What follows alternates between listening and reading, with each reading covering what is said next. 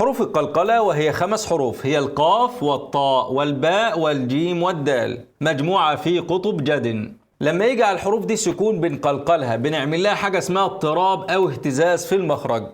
تعالوا نشوف مع بعض ازاي. حرف الدال والطاء مثلا بيطلعوا من طرف اللسان، فطرف اللسان بيلمس المنطقة دي بالضبط. لما يجي يحصل قلقلة بنعمل اهتزاز أو اضطراب، يقوم سايب المخرج كده كده، بيعمل كده بالضبط. أد أط أد أط. نفس الكلام الجيم من نص اللسان، لما نيجي نعمل قلقلة الجيم بتكون مكانها كده، بتعمل اهتزاز، بتسيب المكان. أج أج أج.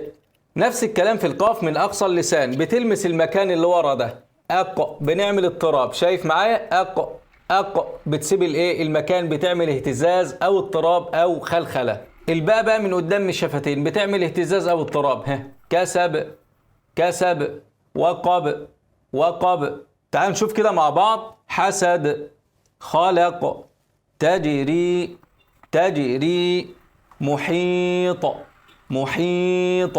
يبقى القلقلة 5 حروف، لما يجي عليهم سكون بعمل ايه؟ بترك المخرج، بعمل حاجة اسمها اضطراب او اهتزاز وقت السكون.